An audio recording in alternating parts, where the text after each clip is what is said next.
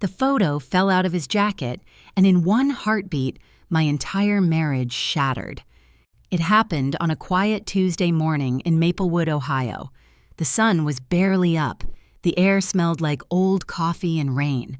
I was folding Harold's laundry, half watching The Price is Right, when a small photograph slipped from his jacket pocket and landed at my feet.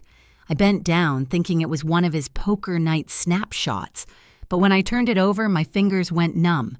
It was Harold, and he was kissing someone. At first, I thought my eyes were playing tricks on me, but no, it was clear as daylight.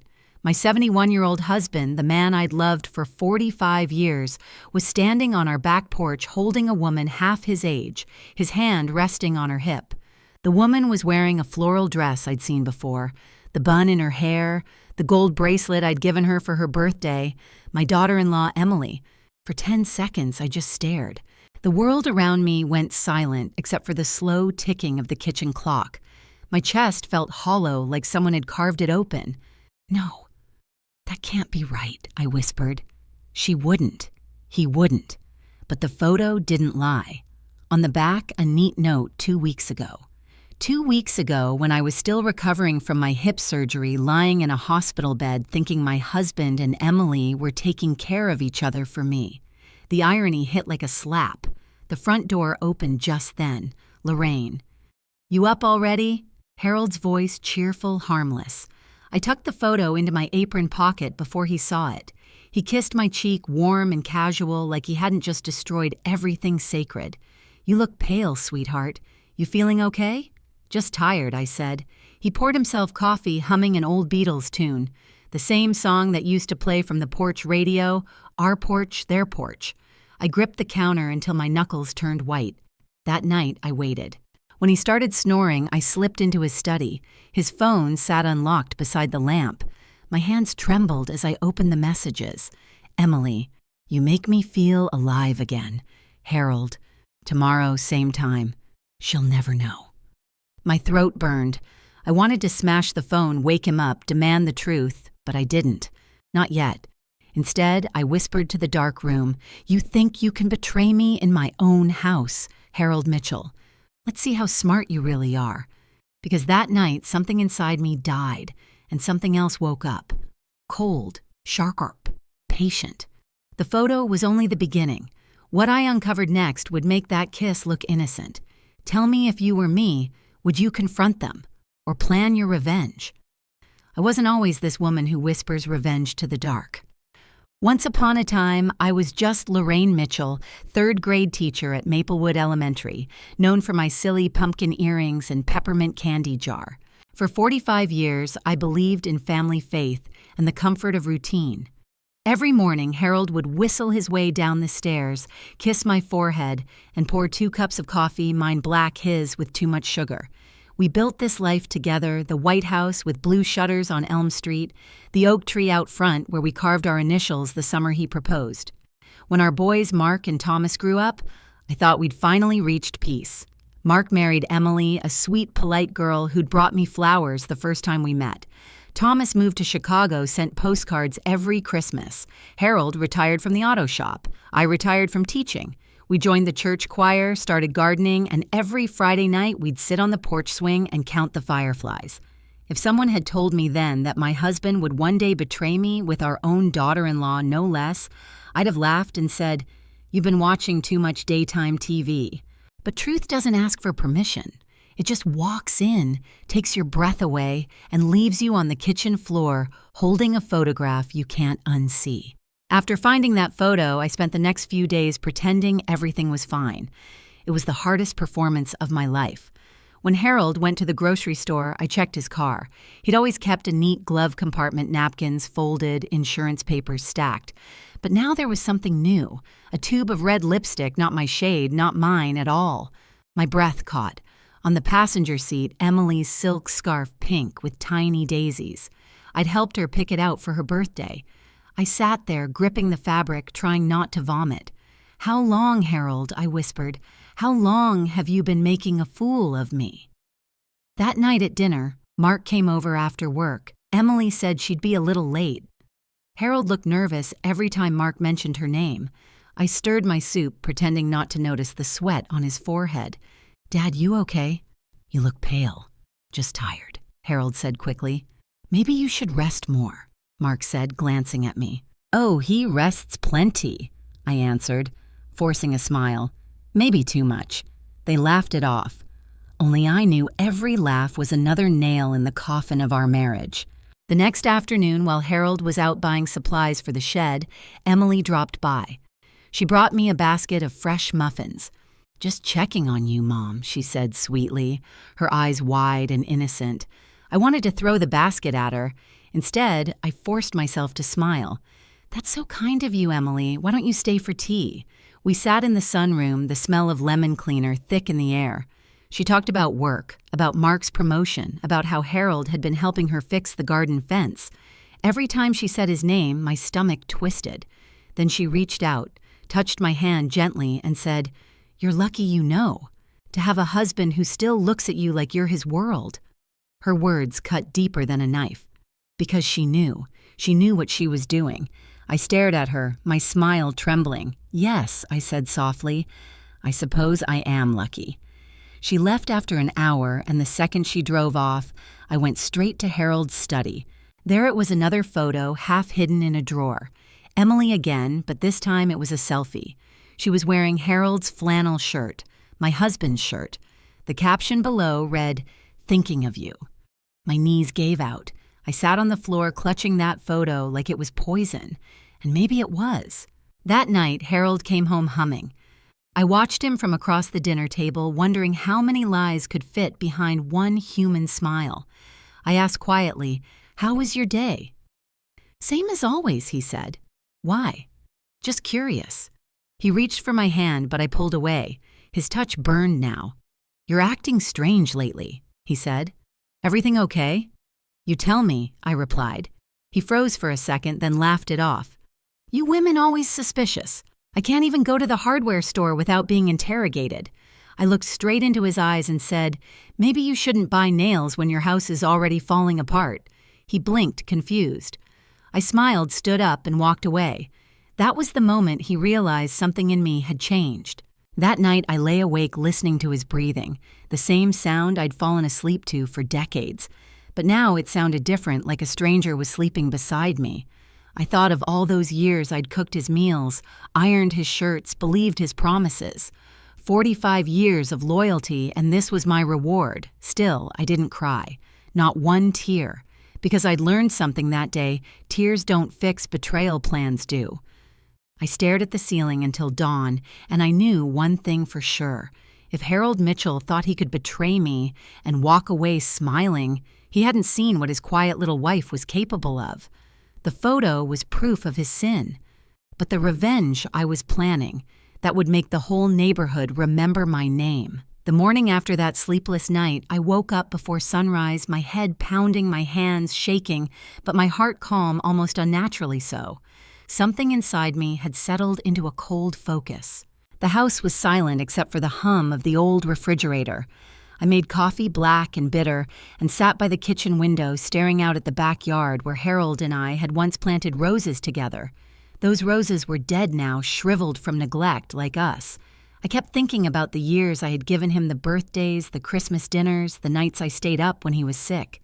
Every smile, every forgiveness, every compromise, all of it had been wasted on a man who chose to betray me in the most humiliating way imaginable with my son's wife. By 8, Harold came downstairs in his robe, rubbing his eyes, humming that same stupid Beatles song. "Morning, sweetheart," he said, his voice cheerful. "You're up early again. Couldn't sleep."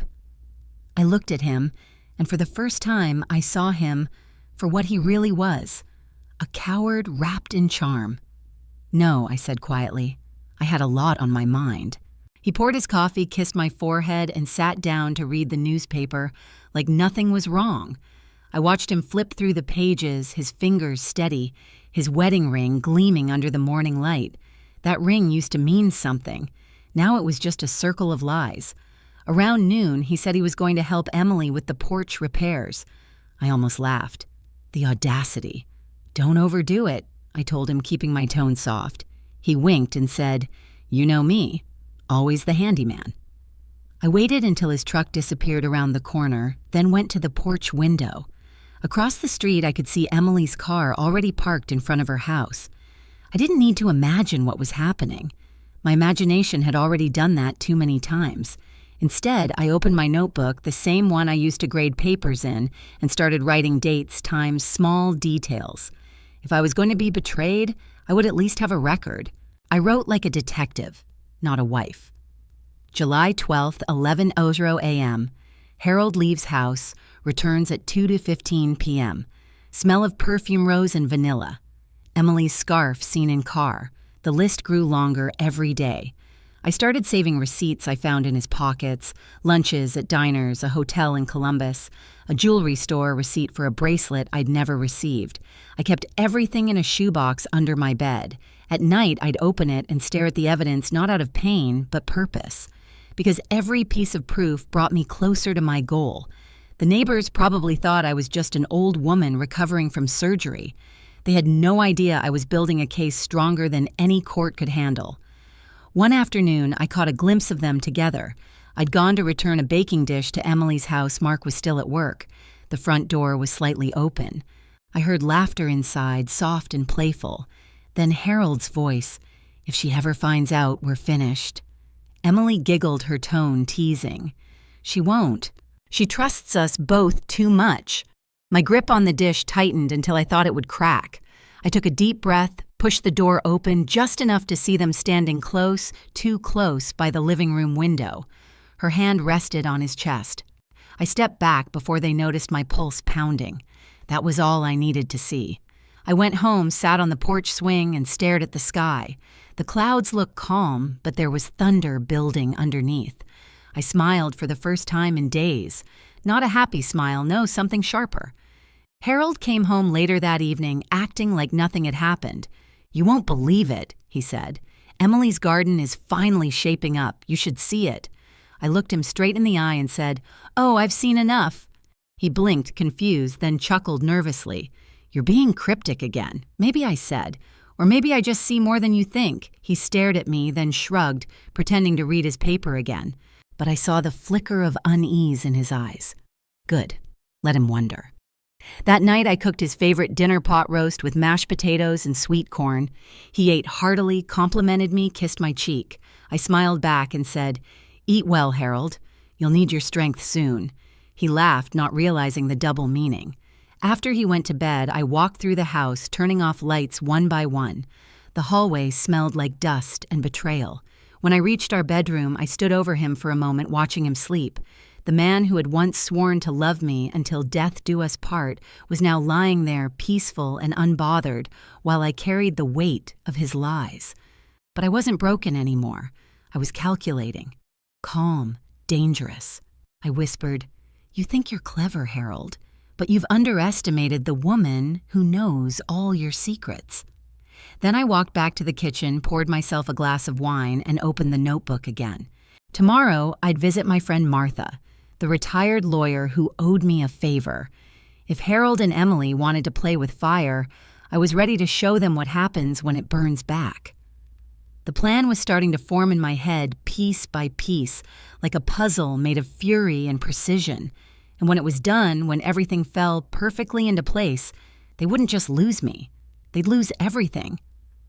I closed the notebook and blew out the candle. Outside, thunder finally rolled across the sky. It was going to rain. A good night to start a war. The next morning, I drove into town with my hands wrapped around a paper cup of coffee so tight the cardboard rim left a bruise on my thumb. Maplewood's main street was waking up Mrs. Green, sweeping her stoop, the bakery window fogged with fresh bread, the little flag outside the post office fluttering lazily. But I felt like I was walking toward a courtroom, not toward Martha's narrow office above the dry cleaner on Chestnut.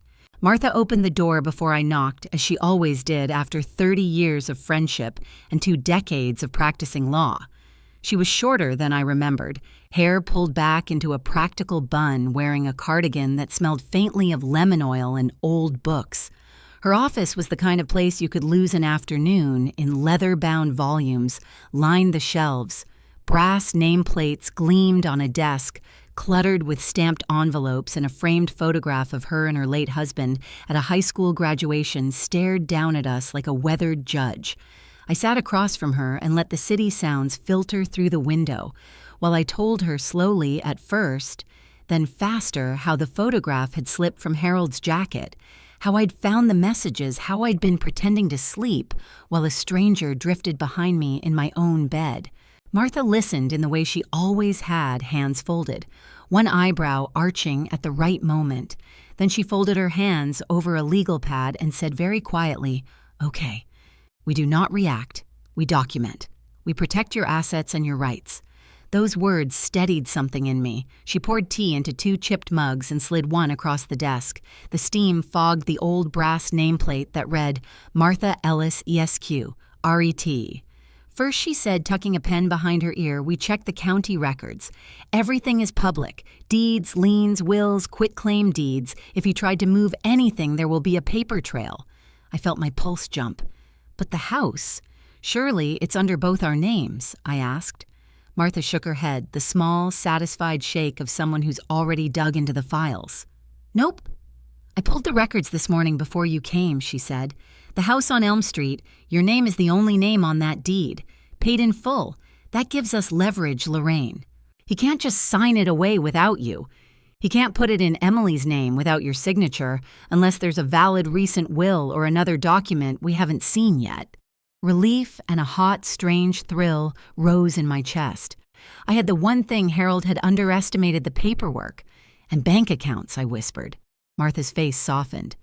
"Joint accounts are trickier, but banks hate controversy.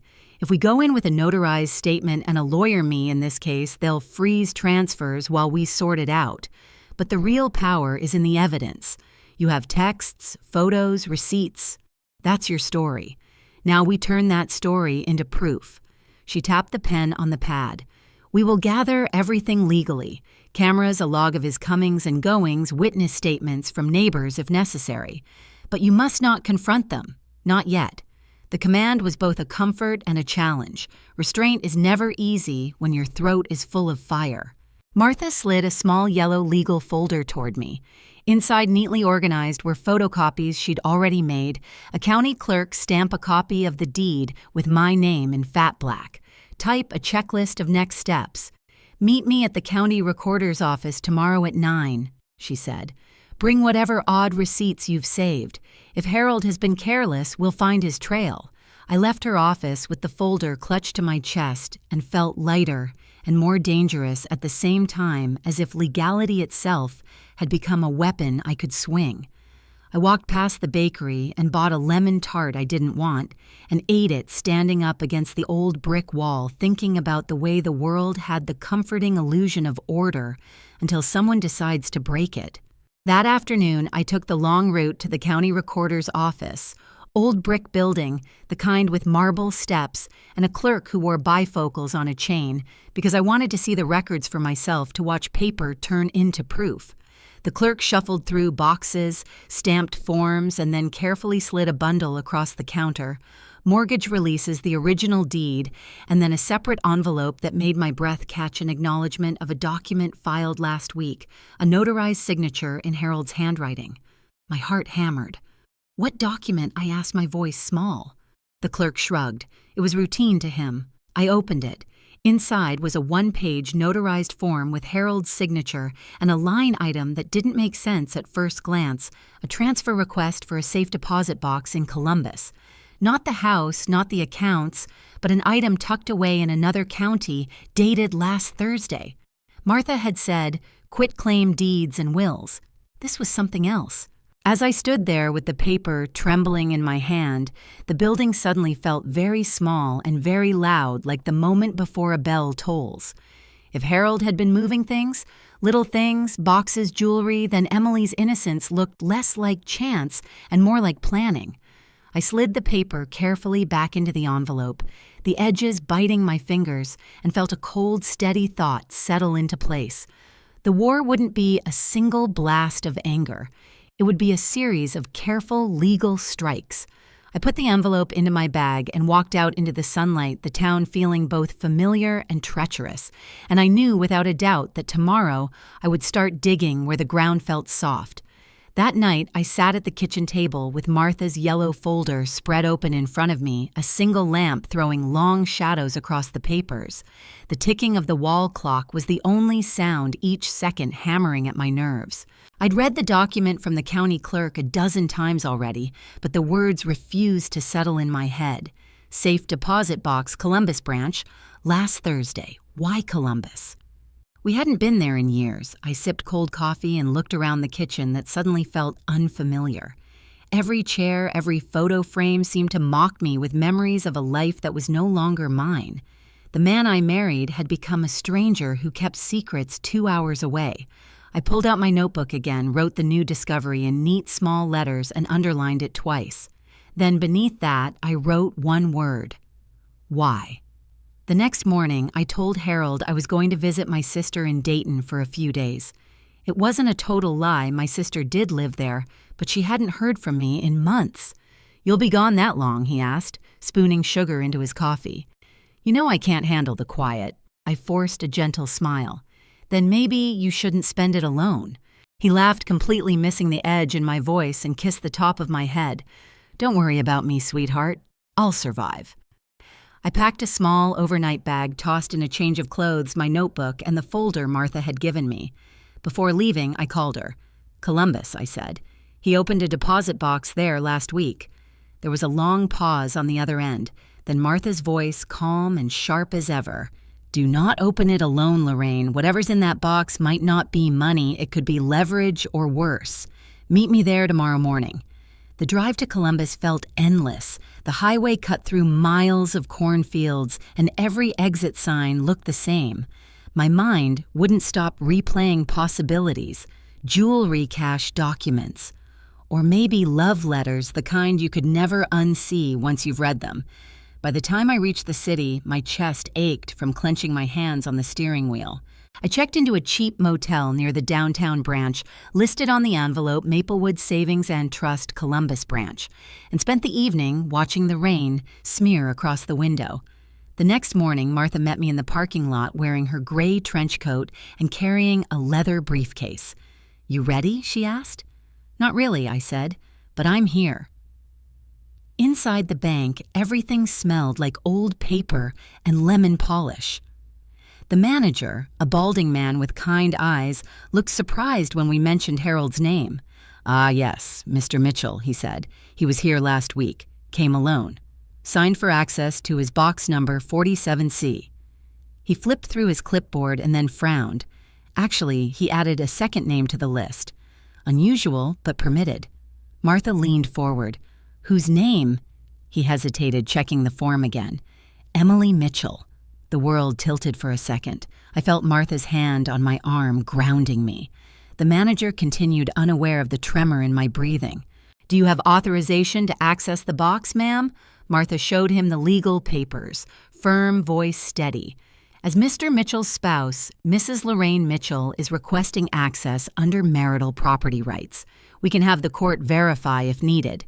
A few minutes later, we were led into a narrow room lined with metal drawers. The sound of the manager's key turning the lock echoed too loudly in the still air.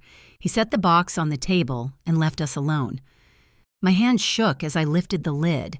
Inside there wasn't gold or jewelry, just a stack of documents, a few photographs, and a flash drive. The photos came first, Harold and Emily together in places that made my skin crawl, a lake cabin, a hotel balcony, even our backyard. But what froze my blood were the documents underneath. One was a new will dated just last week, transferring the house and all assets to Emily in case of Harold's death. The other was a notarized insurance beneficiary change form, also in her name. Martha exhaled slowly, her tone cold but controlled. "He's moving everything, Lorraine, step by step. If he dies tomorrow, she gets it all." I sank back in the chair, clutching the edge of the table. My whole life had been reduced to a few sheets of paper and a woman half my age. But as the first wave of panic passed, something stronger replaced it: clarity. Harold wasn't just cheating, he was erasing me. Martha slipped the documents back into the box and closed the lid. "We can fight this," she said firmly. "The will isn't valid without your witness signature and will subpoena the bank's security footage to prove intent. But you can't let on that you know."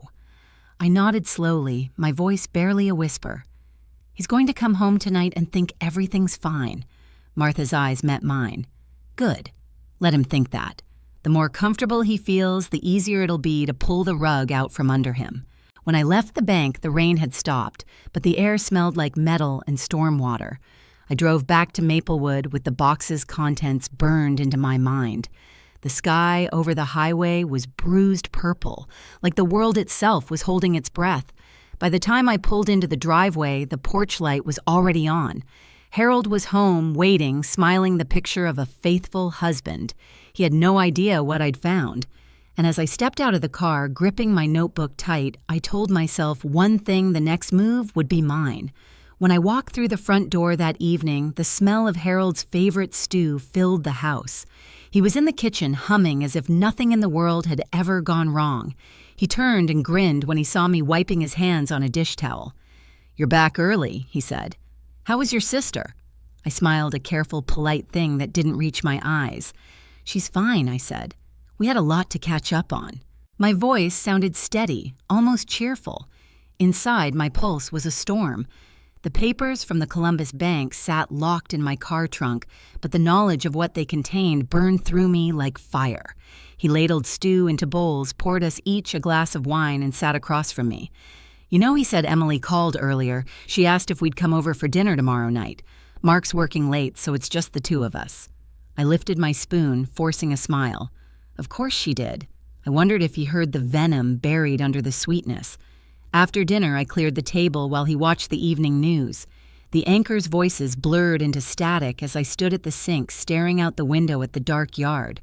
The reflection in the glass showed a woman I barely recognized, gray hair pulled back, eyes hollow but alive, in a way they hadn't been in years. I whispered to that reflection, "He thinks I'm broken.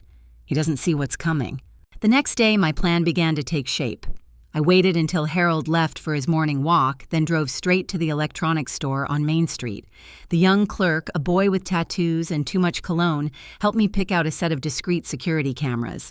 "You setting up a home system?" he asked casually. "You could say that," I replied.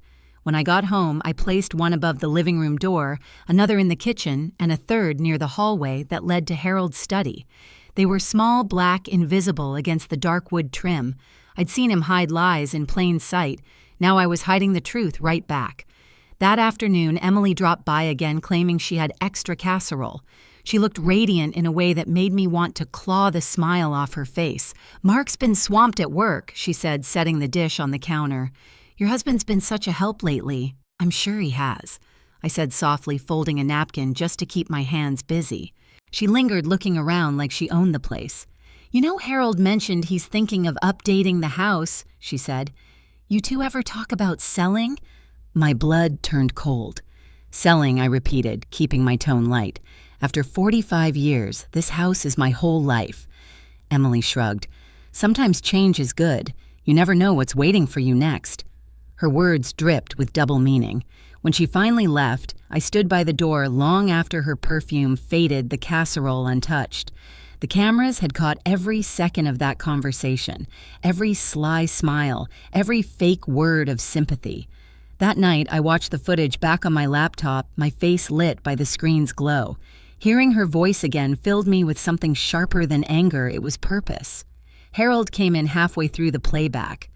"What are you watching?" he asked, leaning over my shoulder. I closed the laptop calmly. "Just some old videos from school," I lied. "Miss the kids sometimes." He kissed the top of my head. "You always had such a big heart, Lorraine." I smiled into the dark. "Not always," I whispered after he left the room. A week passed, and I gathered everything: screenshots, receipts, the copy of his will recordings from the cameras. Martha came by one morning, and we sat in the sunroom going through the evidence. "This is solid," she said. "But if you want it to have impact, you need timing. something public, something that leaves no way out. I stared at the old oak tree outside the window and said, "His birthday's in 2 weeks. He's planning a neighborhood party barbecue, the whole show. He wants to look like the perfect husband again." Martha leaned back, smiling slightly. "Then let him." That night, Harold mentioned the party himself. "Emily's offered to help set up," he said. "She's great at decorating." I nodded, stirring my tea. "I bet she is." He didn't notice the way my fingers trembled with excitement, not fear. Because now every word he spoke, every step he took, was a thread tightening in the web I was spinning around him. The next morning, I stood in the backyard under the same dead rose bushes he once promised to replant. I could almost see it, the tables, the neighbors laughing, Harold and Emily smiling like nothing was wrong, and then the truth dropping like a bomb. My heart raced at the image. I knelt down, brushing the dirt from my knees, and whispered to the wind, "Let him build his little celebration. When it's over, no one in this neighborhood will ever look at Harold Mitchell or Emily without remembering what they did." The cameras blinked quietly from their corners, recording everything. The stage was set, and for the first time in weeks I felt calm. Not the calm of peace, but the stillness before a storm. The morning of Harold's birthday crept in slow and golden, the kind of autumn morning that made Maplewood smell like cinnamon and cut grass. The street outside was already busy, neighbors carrying folding chairs, kids dragging balloons, laughter floating through the air like nothing bad could ever happen here. But inside our house, the air was different. Too still, too quiet. I stood at the window watching Harold set up the grill in the yard, his face flushed with excitement, his shirt freshly ironed. He'd even put on the cologne I bought him 10 years ago for our anniversary. The irony was almost poetic. "Lorraine," he called through the screen door, "make sure to bring out that peach cobbler you made. Everyone loves your cobbler." His voice was cheerful, familiar. But I heard the tremor underneath the kind of fear that creeps in when someone who knows your sins is standing too close. I smiled. "Of course, dear," I said sweetly. "Wouldn't miss it for the world." Inside the kitchen, I checked the laptop one last time. The cameras had recorded everything perfectly. The texts, the visits, the whispers between him and Emily.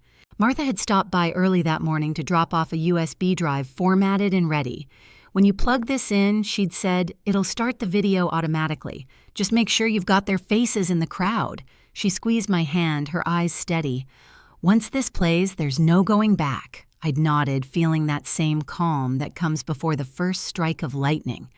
By noon, the backyard was full. Cars lined the curb, music played, and Harold was at the center of it all, laughing too loud, slapping back, soaking up attention, like the showman he always was.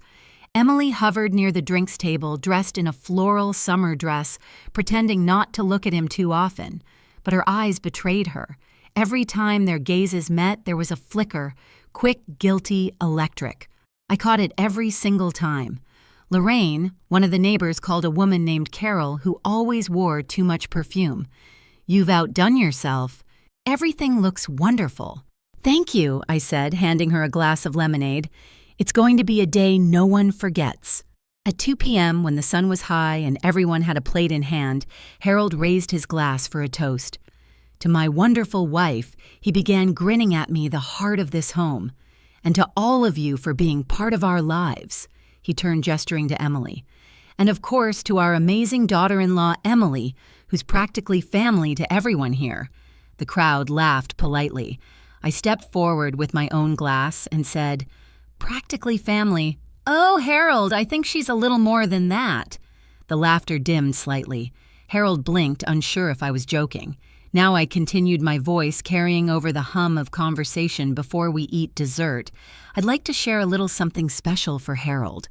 A surprise, really. He's worked so hard this year, I thought he deserved a highlight reel." I walked over to the projector screen Martha had helped me set up earlier, pretending to fumble with the laptop. "You all know how sentimental I can be," I said lightly. "I just thought we'd all enjoy a few sweet memories." Harold chuckled nervously. "Lorraine, you didn't have to—" "Oh, but I did." I interrupted. I clicked play. The screen flickered to life.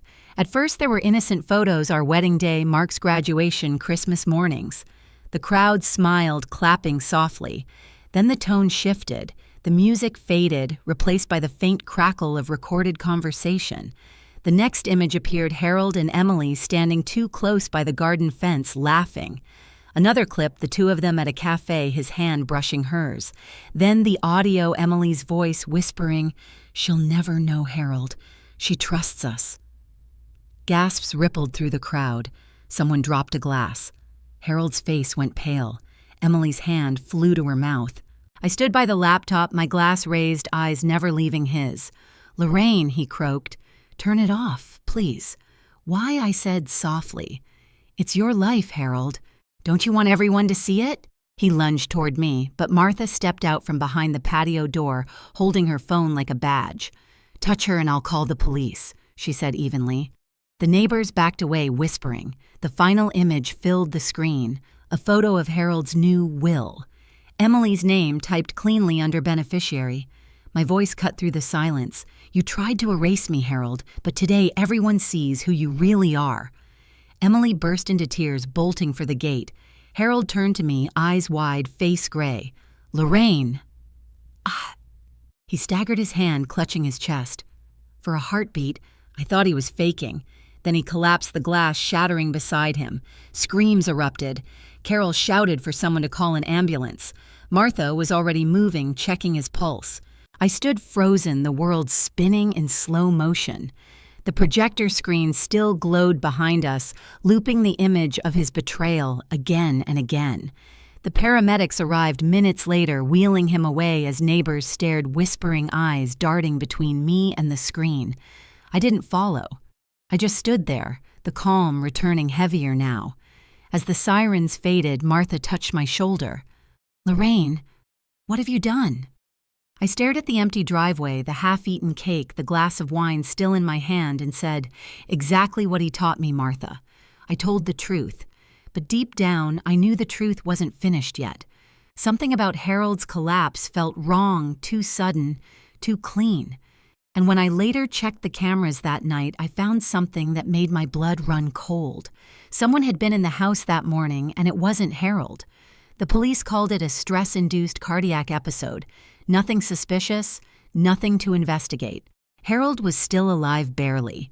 They said he'd been taken to St. Anne's Hospital, sedated, stable, but unresponsive. The neighbors had gone home whispering the gossip, already spreading like wildfire through Maplewood. "Did you see that video, poor Lorraine, after all these years? Can you believe the daughter-in-law?" By midnight, half the town had seen the footage online. Martha had warned me it would spread fast once people started recording. I didn't care. That was part of the plan. What I did care about was what I saw when I checked the camera footage from the morning of the party, because Martha was right. Someone had been inside my house before the chaos started. The footage began at 8:03 a.m. A shadow moved through the kitchen, careful, deliberate. Not Harold, too tall, too thin. The person wore gloves and a baseball cap, kept their head down, but I caught a glimpse when they passed the window. A flash of blonde hair. My stomach dropped. Emily. She'd been in my house. I replayed the clip over and over, zooming in.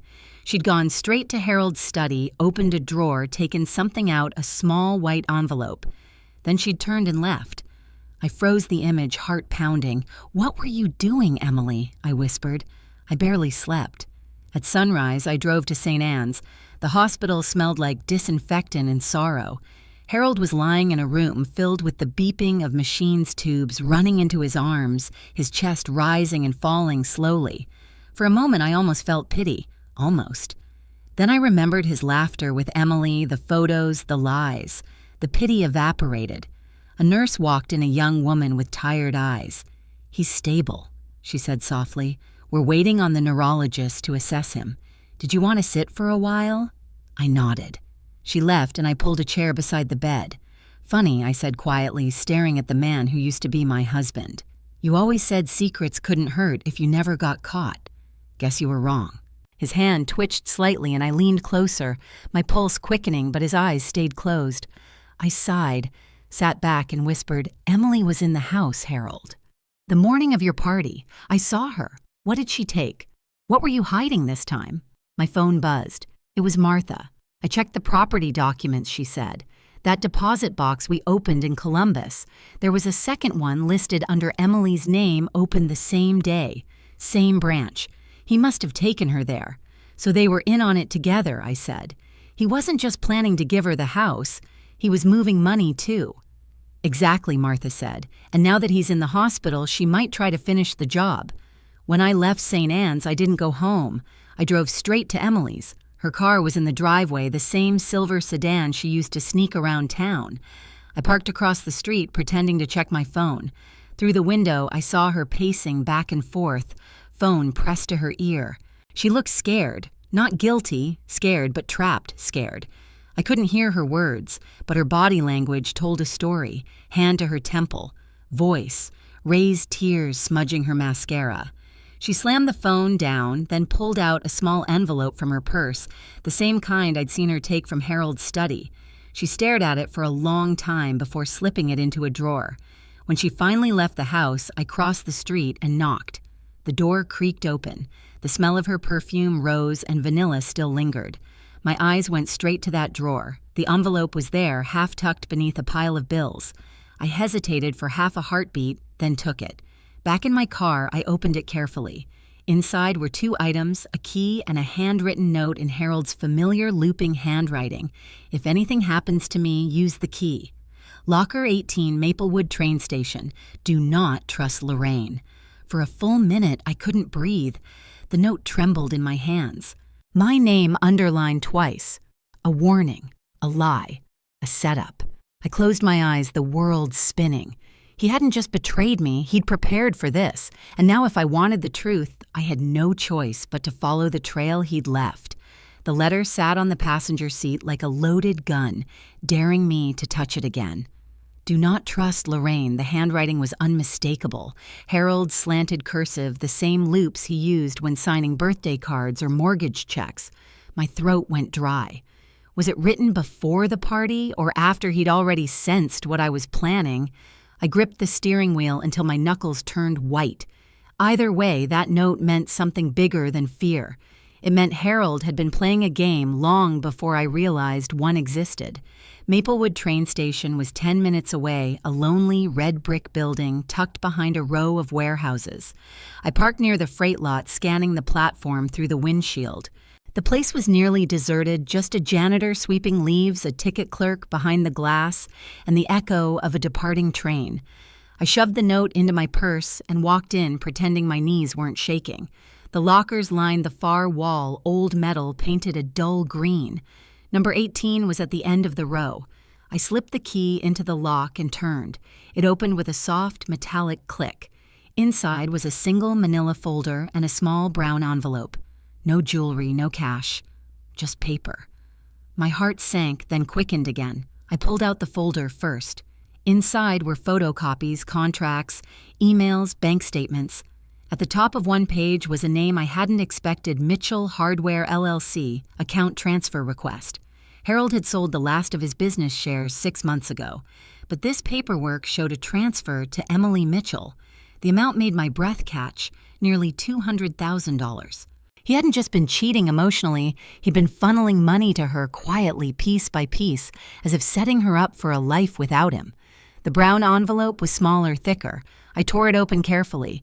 Inside was a stack of photographs. The first few were of Harold and Emily, the same ones I'd seen before. But underneath them were older photos, me standing in our garden, laughing at a barbecue, holding baby Mark in my arms. Photos I didn't even know existed. My smile looked real soft, untouched by suspicion. On the back of one in Harold's handwriting was a date and 2 words before everything. Something inside me cracked. I sat down on the cold bench beside the lockers, the folder trembling in my lap. Was this guilt, remorse, or some twisted way of keeping score? Then I noticed one last item at the bottom of the folder, a flash drive labeled Backup, Private. My pulse spiked. Whatever was on it, Harold had wanted someone, Emily, maybe to see it if things went wrong. And if he'd warned her not to trust me, it meant he thought I was the danger. I almost laughed at the absurdity. After everything he'd done, he still wanted to control the narrative. I slipped the flash drive into my pocket and left quickly, feeling the eyes of the janitor follow me out. The wind outside smelled like rain and metal. I drove straight to Martha's. She answered the door in her robe, coffee mug in hand, but when she saw my face, she stepped aside without a word. "Tell me you didn't open it alone," she said. I handed her the flash drive. "I found this," and a note saying not to trust me. Her brow furrowed. "Smart bastard," she muttered. "He's trying to make you look unstable." Classic manipulation tactic. She motioned toward her laptop. "Let's see what's on it." We plugged in the drive. It contained several video files, all dated within the last 2 months. The first showed Harold sitting at his desk speaking directly to the camera. "If you're watching this," he began, voice calm, "something's happened. My wife isn't well. She's been paranoid for months, recording things, making accusations. If anything happens to me, she's responsible." My stomach dropped. There were more clips him pretending to argue with me, staging scenes in the house when I wasn't home. In one, he even faked a bruise on his arm. He'd been building a story, crafting evidence. Martha hit pause, eyes wide. "He was preparing to destroy you, Lorraine. Legally, mentally, financially. If he died at that party, this would have been his alibi." I stared at the frozen frame on the screen, Harold's face calm and deliberate, and something inside me turned to ice. "He wanted to ruin me," I whispered. "Even after I found out he wanted the last word." Martha leaned forward. "Then you'd better make sure it's you who gets the last word now." I nodded slowly, my voice flat and cold. "Then we finish this. For good." Outside, the first drops of rain began to fall, tapping softly against the window. It sounded like the beginning of something final. That night, I sat in the car outside St. Anne's Hospital again, the rain streaking across the windshield in long silver lines. Every few seconds, lightning flickered over the parking lot, lighting up the pale walls like a warning. Inside that building lay the man who had turned my life into a lie, and somehow, even in a hospital bed, he was still pulling strings. I could almost hear his voice from that video. "My wife isn't well. She's paranoid." Paranoid. The word clawed at me. He wanted everyone, doctors, police, our sons, to believe I'd lost my mind. And when I thought of Emily, her fake tears, her hand on his chest at the party, I knew they weren't finished yet. They'd just changed the rules. I walked into the hospital through the side entrance, the one near the maintenance wing, where the night nurses took smoke breaks. The halls smelled like bleach and stale coffee. Room 214, Harold's room, was dark except for the steady green pulse of the heart monitor. He looked smaller now, frail, the tubes and wires making him seem less human. I stood at the foot of his bed, watching the rise and fall of his chest, and for a moment I wasn't sure what I felt. Anger, pity, victory, maybe all of it tangled together like old wire. "You almost pulled it off," I whispered. "You really thought you'd win, even from your deathbed." I pulled the flash drive from my pocket, the one Martha had copied onto a spare before turning the original over to the lawyer she trusted. "Too bad, Harold. You recorded your confession for the wrong audience." The door opened suddenly. I turned, heart leaping, expecting a nurse, but it was Emily. She froze when she saw me, an umbrella dripping rainwater onto the floor. Her face was pale, makeup smudged, but her eyes were sharp. "What are you doing here?" she hissed. "I could ask you the same," I said quietly. "Visiting your lover." Her jaw tightened. "Don't start this, Lorraine. The man almost died. And somehow you're still wearing his perfume," I snapped. She stepped closer to the bed, ignoring me, brushing Harold's hair back like a grieving widow. "He told me you'd lose control, that you'd come here looking for trouble." I laughed softly, the sound colder than the rain outside. "Did he also tell you he left proof of your affair in a safe deposit box, that the entire neighborhood saw you confess with their own eyes?" For a flicker of a moment she faltered, but then her expression hardened. "You think this is over? When he wakes up, he'll clear everything. You'll be the crazy old woman who tried to ruin her family." I stepped forward until we were inches apart. "He's not waking up anytime soon, and when he does, he'll find every one of his lies burned to ash." Emily glared at me, then looked at Harold again. "He told me he was leaving you, that you'd agreed to it." "Agreed," I whispered. "I never agreed to being erased." The heart monitor beeped faster, a nervous rhythm that filled the room. Emily looked at the screen, then back at me. "You should go, Lorraine, before someone sees you." "Oh, I'll go," I said, slipping the flash drive into my coat pocket. "But first tell me, what were you doing in my house the morning of the party?" She blinked. "What are you talking about?" "I saw you on my camera," I said. "You took an envelope from Harold's desk. What was inside?" For the first time, she looked genuinely afraid. I don't know what you're talking about." "Wrong answer." Before she could respond, the hallway light flickered. Footsteps approached the night nurse returning for her rounds. Emily grabbed her purse and fled, brushing past me with a hiss of perfume and panic. I watched her go, my breath steady, my decision already made. Harold's pulse slowed again, the monitor's steady rhythm filling the silence. I leaned close to his ear, my voice low enough for only him to hear. "You wanted a story where I was the villain, Harold. Maybe that's what I'll give them. Maybe that's the only way to win." Outside, thunder rolled across the sky as I walked back to the car. The rain had turned heavier, flooding the parking lot, but I didn't care. The game was no longer about revenge, it was survival now. And when the truth finally came out, I intended to make sure my version was the one everyone believed. Because if Harold Mitchell wanted war, then war was exactly what he was going to get. The storm raged through the night, hammering against the windows as I sat in the living room, the glow from the desk lamp painting the walls in tired yellow. Martha's voice echoed in my head. "He was preparing to destroy you, Lorraine. Legally, mentally, financially." And now, Emily knew that I knew. The board was set, and I was running out of moves. Every newsfeed in Maplewood was still buzzing about the birthday scandal. I scrolled through the comments under one of the posts. Poor old lady lost her mind. She humiliated him in front of everyone. Probably dementia.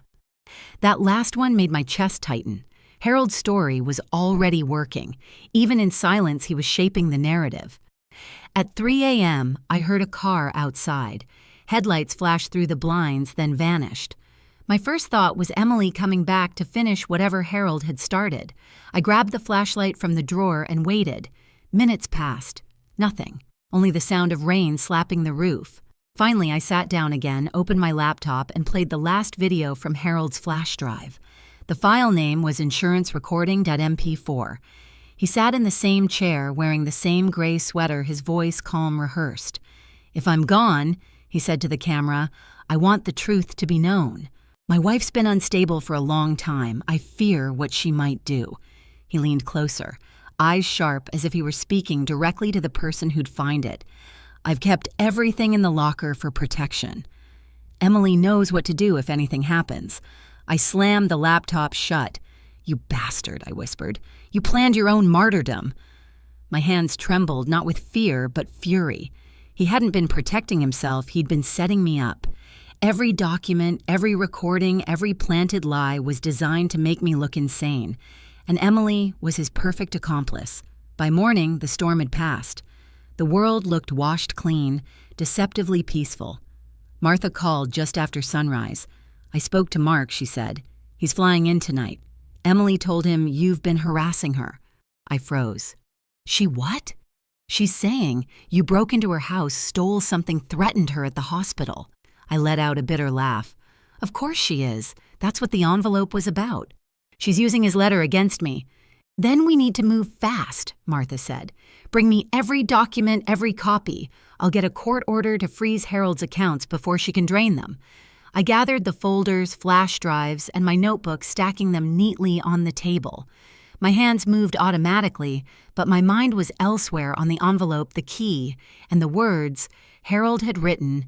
"Do not trust Lorraine. If Emily showed that letter to anyone, it would be enough to plant doubt in every courtroom." Before heading to Martha's, I stopped by St. Anne's. Harold's room was quiet again. The nurse said he hadn't woken, though his vitals were improving. I stood by the bed, looking down at him. He looked peaceful, almost saintly, the picture of a man too fragile to harm anyone. I wanted to scream. Instead, I leaned close. "You really think you can bury me twice, don't you?" I whispered. "But you made one mistake, Harold. You taught me how to dig." A voice behind me startled me. "Mrs. Mitchell, it was Dr. Patel, the attending physician. We've been reviewing your husband's chart. There's something odd." My stomach tightened. "Odd how?" He hesitated. The lab results from the night of his collapse show traces of a mild cardiac stimulant, not enough to cause a full heart attack, but unusual for someone his age. We're running another test to confirm. I stared at him, heart pounding. Are you saying someone— I'm not saying anything yet, he interrupted gently. But if you notice anything suspicious, please tell us. Hospitals are unpredictable places. As he walked away, I felt the world tilt. A stimulant. That meant someone had helped Harold's collapse along. But who Emily, or had Harold done it himself to frame me even deeper? I left the hospital in a daze, gripping my coat tighter against the wind. The questions buzzed in my skull, sharp as static. If Harold had drugged himself to stage his downfall, there was no line he wouldn't cross. And if Emily had done it, then she wasn't just a liar. She was dangerous. As I turned the corner toward my car, a sleek black sedan rolled slowly past the driver's face, hidden behind tinted glass. It paused just for a moment before pulling away. My reflection flickered in the wet pavement beneath the headlights. The game had changed again, and this time I wasn't sure who was hunting whom. By the time Mark's flight landed that evening, the tension in Maplewood was so thick it felt like fog. I waited on the porch, clutching a mug of coffee I hadn't touched, watching his car pull into the driveway. He stepped out taller than I remembered, his face drawn tight. "Mom," he said flatly. No hug, no warmth, just my name stripped of affection. "We need to talk." He followed me inside, eyes scanning the living room like he was entering enemy territory.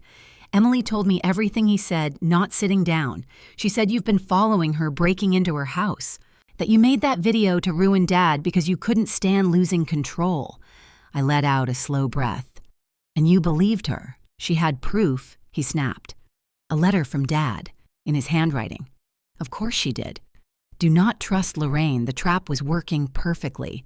I looked at him, at the same eyes that used to light up when he brought me dandelions as a boy, and now they were full of judgment. "Mark," I said quietly, "your father has been lying to us both. I have evidence, records, videos, transfers to Emily's name." He shook his head. "You edited that video, Mom. She showed me the files. Dad was scared of you. He said you'd been getting paranoid, writing things down, hiding cameras in the house." For a moment, I couldn't breathe. The way he said paranoid, the same word Harold used in that video, felt like a knife twisting. "So now you think I'm crazy? I think you need help," Mark said carefully. "Emily said she wants to drop the accusations if you agree to see someone.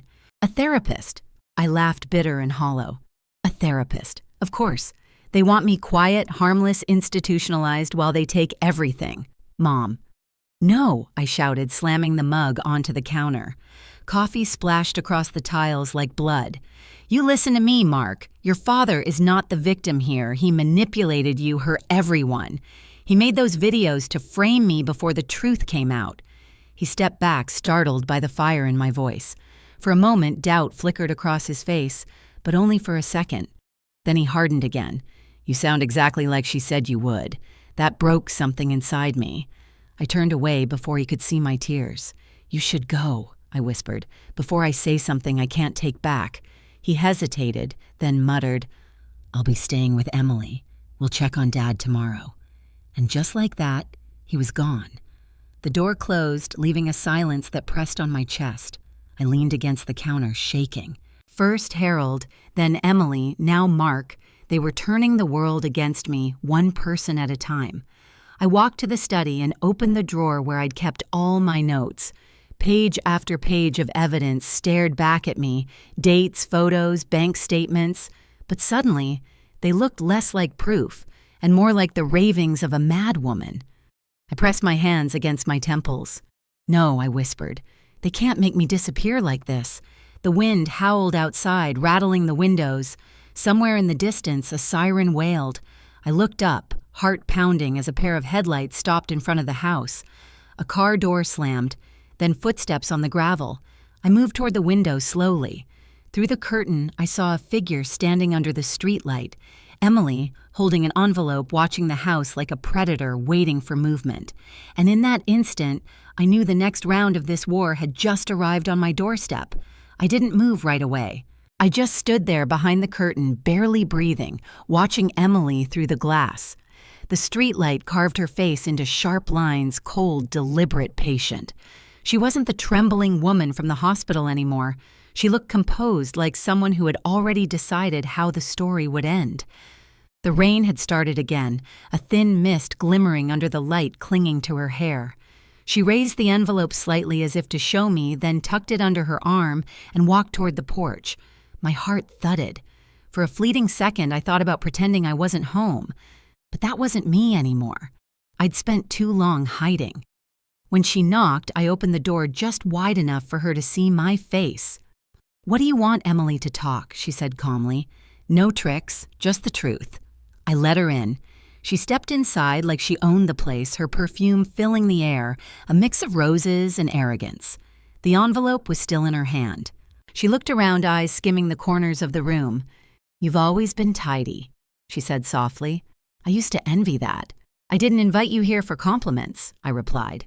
She sat down on the couch, crossing her legs like she was settling in for an interview. "Mark told me what you said, about the money, the videos, the so-called setup. But you're wrong, Lorraine. Your husband wasn't trying to destroy you. He was trying to protect you." I laughed, sharp and bitter. "Protect me? By rewriting his will and funneling money to his mistress?" Her lips curved slightly. "That's what you think this is about, affairs and money?" Harold was scared. He found out something about the business, and he thought you were in danger. That's why he left me the accounts. Insurance. Protection in case you couldn't handle it. "Stop lying," I said, my voice shaking. "You've done enough damage." "I'm not lying," she said, and slid the envelope across the coffee table. "It's all there. Letters he wrote before the heart attack. Proof. I didn't touch it. And why would I believe you now?" Because she said, leaning forward, "Someone else is watching both of us. Someone who wants what Harold was hiding. And if you keep fighting me, neither of us will survive what's coming." I stared at her, unsure if she was bluffing or unraveling. "What are you talking about?" She hesitated, then whispered, "Harold didn't just sell his company. He sold something else, something worth millions, and he made copies of every transaction. That flash drive you found? It's not the only one." My pulse raced. "Where is it?" She shook her head. "I don't know, but someone thinks I do. They've been following me since the party. That black sedan outside your house? It wasn't me the first time." I turned toward the window instinctively, but the street was empty now, just shadows and rain. When I looked back, Emily was already standing, her face pale, her voice trembling for the first time. "We both made mistakes, Lorraine, but whatever's coming, it's bigger than either of us. You should look at what's in that envelope before it's too late." Then she walked to the door, opened it, and paused. "And if I don't make it home tonight," she said quietly, "don't trust anyone who calls themselves a friend." The door clicked shut behind her. I stood there for a long time, staring at the envelope on the table. Outside, thunder rumbled in the distance again, and for the first time since this nightmare began, I realized something terrifying. I might not be the only one being hunted. I didn't sleep that night. The envelope sat in front of me on the kitchen table, illuminated by the weak yellow light of the stove lamp. Outside, the wind dragged the last of the storm clouds across the sky, but inside everything was still too still. I traced the edge of the paper with one trembling finger, afraid that whatever was inside would change everything again. Finally, sometime after 3 a.m, I opened it. There were 3 letters inside, all in Harold's handwriting. The first one was short, written on his company letterhead. "Lorraine, if you're reading this, I never meant for you to find out this way. I sold something I shouldn't have, data blueprints files that weren't mine. I thought it would be a way out, a last deal before retirement, but it was dangerous. They came for me, for Emily, for Mark. That's why I changed the accounts, to protect you." My stomach turned cold. Files, data. Harold had worked for Mitchell Hardware his whole life. They built parts for government contracts. If he'd sold proprietary designs, it wasn't just betrayal, it was a federal crime. The second letter was addressed to Emily. "You were right about Lorraine. She'll never forgive me if she learns what I did. Keep the documents safe. If anything happens, destroy the drive." So Emily had known. Maybe not about the affair at first, but she'd been part of his cover-up. I could almost see it now, Harold panicking, convincing her to help hide the evidence, promising her protection and money. That's why she'd been so desperate, why she kept circling around me even after the truth came out.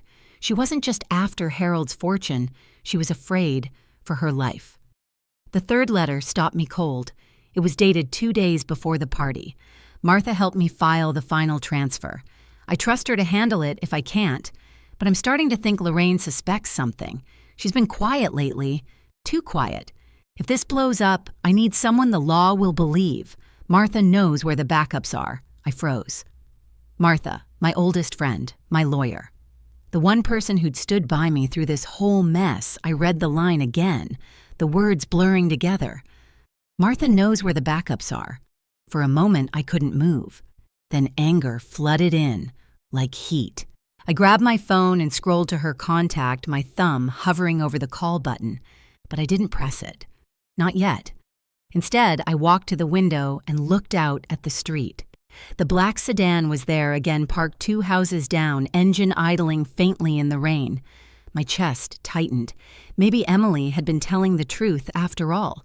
Someone else was watching us. And if Martha had the backups, that meant someone might already know. I turned off the lights, grabbed my coat, and stuffed the letters into my bag. Whatever was in those files had started this war, and now it was bleeding into everything Harold's lies. Emily's fear, my ruined family. But one thing was clear now, if Martha had betrayed me too, I was done playing defense. It was time to confront her and find out who was really pulling the strings before any of us ended up dead. By dawn, the sky over Maplewood had turned the color of wet steel. I drove through the empty streets toward Martha's office, my headlights cutting through the fog. Every turn of the wheel felt heavier than the last. I'd known that woman for 30 years. We'd shared Sunday dinners, secrets, even the grief of widowhood. If Harold's letter was telling the truth, she'd been playing both sides from the start. And if she wasn't, then someone was framing her the same way Harold had tried to frame me. Either way, I needed answers before the lies closed in for good. The parking lot behind her office was empty except for Martha's blue sedan. The door to the building was locked, but the lights upstairs were on. I knocked once hard. A few seconds later, her voice called out, "It's open!" When I stepped inside, the smell of burnt coffee and old paper filled the air. Martha was standing by her desk, hair undone, still in yesterday's clothes. She looked exhausted, but not surprised to see me. "You found the letters," she said quietly. "So you knew," I said, my voice sharper than I intended. "Harold's letter said you helped him hide the backups. Is that true?" She didn't answer right away. She just poured herself a cup of coffee, her hand trembling slightly. "He came to me months ago," she said finally. "Said he'd gotten into something bad, something involving government contracts. He begged me to draw up papers that would protect you if things went wrong. I thought he was just being paranoid. Then Emily showed up." My stomach twisted. "And you didn't tell me I couldn't." Martha said, "He made me promise. He said if I said a word, he'd drag both of us down. I thought I was protecting you." I took a step closer. "Protecting me or protecting yourself?" Her eyes flickered. Both she admitted softly. "You don't understand what he did, Lorraine. That data he sold, it wasn't just blueprints. It was a prototype. Defense grade, worth millions. And someone wants it back." The words hit like a slap. "Who?" Martha set the cup down, her voice barely above a whisper. "I don't know. But whoever they are, they've been watching us for weeks. The car outside your house. It's not Emily. It's them." I felt my pulse race. "You should have told me." "I wanted to," she said, "but Harold made me move the backups before he collapsed. They're not here anymore." "Then where are they?" I demanded. Before she could answer, the lights flickered. A low hum filled the air, a car engine pulling into the alley. Martha went to the window, peeked through the blinds, and went pale. "They're here," she whispered. "They found me." I grabbed her arm. Who? She turned to me, eyes wide. "The people Harold owed. He promised them the files before he died. If they think I still have them." A loud knock echoed from the front door downstairs. 3 short raps, deliberate. Then silence. We stared at each other, frozen. The knock came again, louder this time. Martha backed away, panic flickering across her face. "You need to go," she hissed. "Take the letters and run. I'm not leaving you." She shoved a small metal key into my hand, locker 22, Maplewood storage. That's where I hid the backups. Go before they find you, too. The knock turned into pounding, now shaking the glass. I turned toward the door, but before I could take a step, the lights went out completely. The last thing I heard was Martha whispering, "It's too late." Then the window shattered and everything went dark. When I woke up, the room smelled like smoke and metal. My ears rang, my head throbbed, and for a few seconds I couldn't remember where I was. Then it came back in flashes, Martha's voice, the pounding on the door, the sound of shattering glass. I pushed myself up, coughing. The office was wrecked. Papers scattered one chair, overturned the window, blown inward. Martha was gone. Outside, the street was eerily quiet. The blue sedan was still parked in the lot, but her keys were gone. I stumbled toward the desk and found her coffee mug on its side, still warm. On the floor beside it was a small torn scrap of paper with 2 words scrawled across it: "Trust no one." My hands trembled as I stuffed the note into my pocket and looked around. Whoever had come for her hadn't taken everything. Her file cabinet was open drawers pulled out in a hurry. I searched through the mess until I found an envelope marked Locker 22.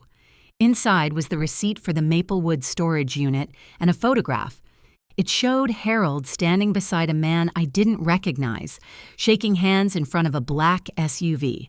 The stranger's face was shadowed, but I caught one clear detail, a tattoo of a compass on his wrist. The same tattoo I'd seen once before on the driver of the black sedan parked outside my house. Panic hit like ice water. I ran for the door, clutching the photo and the key Martha had given me. Outside, dawn was breaking the world quiet in that strange, unreal way it gets after violence. I climbed into my car and drove heart-pounding, every nerve screaming to look in the mirror, but every time I did, all I saw was the fog and the empty road. The Maplewood storage lot sat on the edge of town behind an old railway line. Rows of gray metal units stretched into the distance, their padlocks glinting in the early light. I found number 22 near the back and fumbled the key into the lock. The door screeched as it rolled open. Inside was a single wooden chest, old and heavy, with a chain looped around it. No lights, no cameras, no sound except my own breathing. I hesitated only a second, then pulled the chain free and lifted the lid. Inside were stacks of documents, blueprints, financial ledgers, flash drives wrapped in plastic, and one more thing, a small black notebook with Harold's initials burned into the cover. I opened it carefully.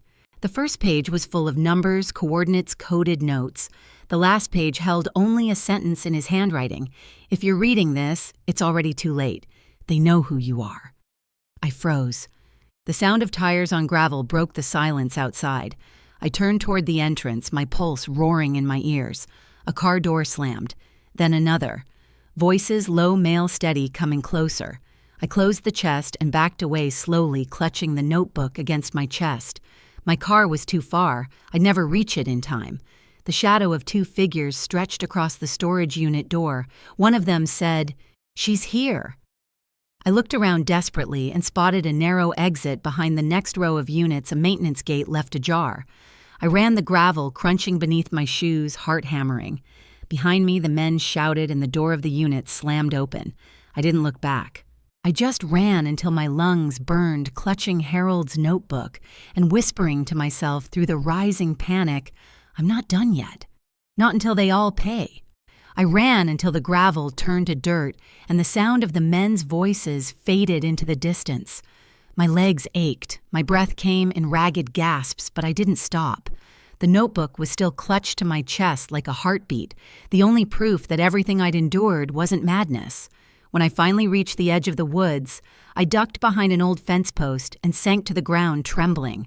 The sunrise bled red over Maplewood, staining the sky the color of warning. My phone buzzed one new message from an unknown number. I hesitated, then opened it. "You can't run forever, Lorraine. We want what's ours. Meet us where it all began, 45 Elm Street. Tonight." My stomach twisted. That was my house. The same house where Harold's lies had started, where Emily had smiled across my kitchen table and called me Mom.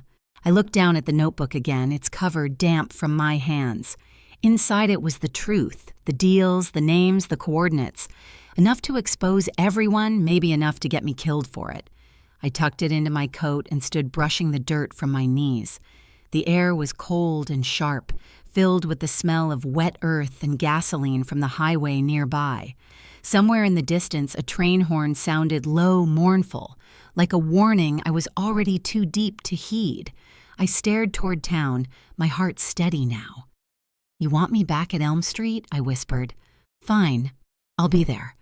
Because if tonight was the end of this story, then I'd make sure I was the one writing its final line.